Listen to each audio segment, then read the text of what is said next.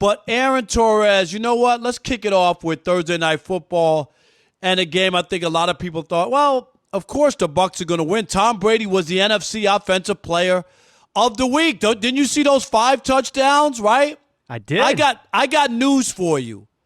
Tom Brady, I bet, is rethinking his retirement to Florida and his early bird special and his senior citizens discount. Because you know what? He's starting to look more like he made a mistake the same way Michael Jordan suited up for the Washington Wizards. I don't know about you. We watched the game.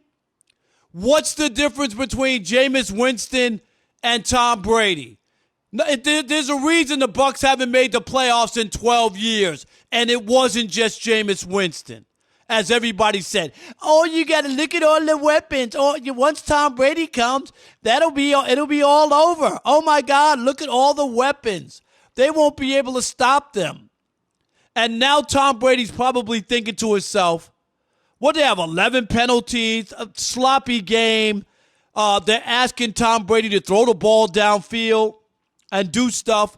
That's not really his game anymore. Let's just be honest. He was 0 for 6 for passes of 20 yards or more. And then he had the senior moment where he didn't know it was 4th down or not. They could cover it up all they want.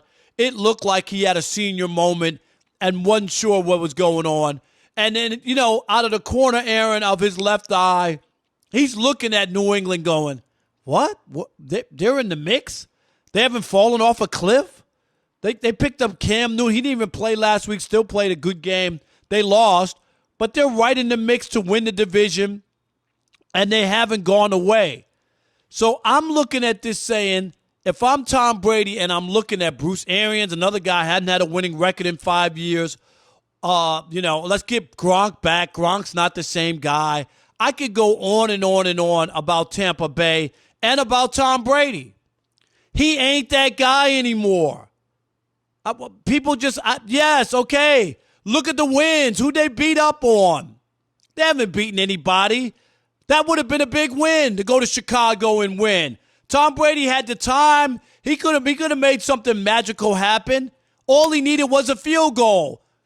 He's the king of setting up field goals. Go ask Adam Vinatieri and all those championships they won early in the Patriots' history.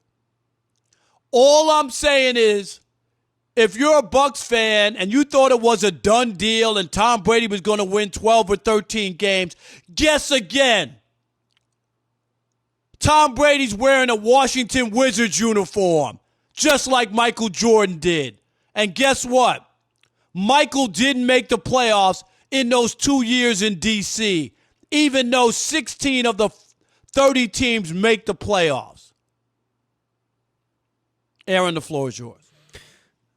First of all, that was phenomenal. I don't expect anything less from you. I know you were rehearsing it in your car about 11:30 Eastern time last night, so I'm impressed. But no, listen, I agree with you. And I think, to me, as somebody who, I have no real skin in the Tom Brady thing. Like, I do think he's the best quarterback of all time, but I also do think that it was impossible not to see that the skills were eroding in New England. And so I think you hit on all the big topics. Is you look at this Bucs team, one, who have they beaten? A bad Carolina team, a bad Denver team, the Chargers when they were down double digits late in that game.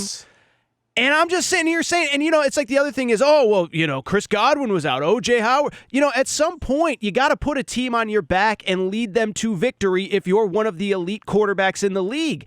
And when I watched that game last night, they got off to a hot start. They were up 13-0. That should be a win with Tom Brady. Well, and that's what I'm saying is, and I never claimed to be a football X's and O's savant, but you hear all the time about these quarterbacks that they're great on script. They know what they're doing out of the gate. But what can you do when the defense has adjusted to what you're doing? Well, we saw it last night. 3 field goals over the final 3 quarters of the game. They lose 20-19. He doesn't put up a touchdown after early in the game, early in the first quarter. And to me, even as I watched that game, not even knowing that I was filling in for Chris today, I was sitting here saying, like, how many quarterbacks in this league would I take over Tom Brady right now? Because it is a significant amount, Rob. Of course. I'm serious. Like, and you don't think, Aaron, that he's looking at the Patriots? he took the money, went to Tampa. There were only 2 teams that offered him a contract, Aaron, for a reason. He's a 42-year-old quarterback, right? Is he 42 or 3? Did he turn 43? I think he's 43. 43-year-old quarterback. And the 2 teams that offered him a deal were the Chargers and the Bucs, right? That was it. Who wouldn't want a guy who won 6 Super Bowls? Well, he's 43 years old. That's the problem. And that was a game. Up 13-0. When the show started, Rob G yesterday, you remember Chris all giddy like a schoolgirl? You remember? When it was 10-0? Like his skirt blew up or something, and he was like, oh, look at him. Tom Brady, look. That's the team I picked to go to the Super Bowl. No wonder Chris was in pain last night after watching that. I mean, come on. And people say, oh, you're just picking on Tom Brady. No. There's a reason. And Jameis Winston, everybody thought it was just him. Aaron, am I right or wrong? It's Jameis Winston and the interceptions. Did Jameis play last night? Don't think so, no. No. I don't think it's as automatic as some people thought it was. And I picked before the season that they wouldn't make the playoffs. Do you know what the Bucs record was last year after 5 games? What was it, Rob? With the terrible Jameis Winston?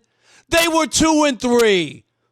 And they're 3-2 this year. Oh my, what a difference Tom Brady's made. Wow. I can't believe that they're 3-2. With wins over lame NFL teams. You just said the schedule, Aaron. What win was impressive to you? That they beat the Chargers, who have 1 win this year? That was the one that got them the NFC Offensive Player of the Year, of the week? Was that it? That's when everybody said, oh, yeah, see, there he is. He's unbelievable. He's the GOAT. Ain't nobody was saying that last night. I don't disagree with you, Rob. I don't disagree with you. And the crazy thing is, the other thing, too, which cannot be understated in this situation is exactly what you said a minute ago about the Patriots looking good. I know it's easy to say, they lost to KC by double digits last week. They were in that game until the very end. And that was with Brian Hoyer, third-string quarterback, third-string quarterback, Jarrett Stidham, second-string quarterback, flip-flopping. They don't get any quarterback play, but the defense looks good. The skill position guys, Sony Michel and all that, they have played well. And I think that's part of it, too. And they, you know what, Aaron? They should have beat Seattle. They were at the 1-yard line. You remember the end of that game? With Cam Newton at the 1-yard line, 9 out of 10 times you're going to win that game, and they didn't win. They should have one more win. I don't disagree, and and even as I was watching the game last night, I was thinking it would be so easy to just play up this narrative of Brady's going to win the divorce, and I think Belichick's winning it. Because Belichick, like you said, I understand that Buffalo's good, but first of all, we haven't seen Buffalo against New England yet, so we'll see how Buffalo handles playing, Bill Belichick and all that. But I look at New England, and like you said, like I said, they've been competitive in all their games against better competition. They had the Chiefs, by the way, flew into Kansas City the day of the game, and it's a one-possession game in the fourth quarter. Like, at a certain point, we got to admit that, first of all, the other thing that drives me crazy about Brady is Chris Godwin wasn't playing. Well, Leonard Fournette, come on, man. Patrick Mahomes doesn't deal with injuries. Lamar Jackson doesn't deal with injuries. Everybody, Aaron Rodgers is 4-0. His 2 best receivers aren't playing. How about that, Aaron? That's exactly what I was going to say. That's exactly where I was going to go next. Russell Wilson. You just go on and on down the list. And Drew Brees, Thomas, right, didn't play. He's another guy that he's been missing for the most of the year. Come on, you can't use that as an excuse. No, I agree 100%, and I just look at it as I just don't know how you could watch last night. And like I said, I'm not as passionate about Brady as you are, and I was kind of more towards the Chris Broussard camp of I did think he would be really good with all these weapons.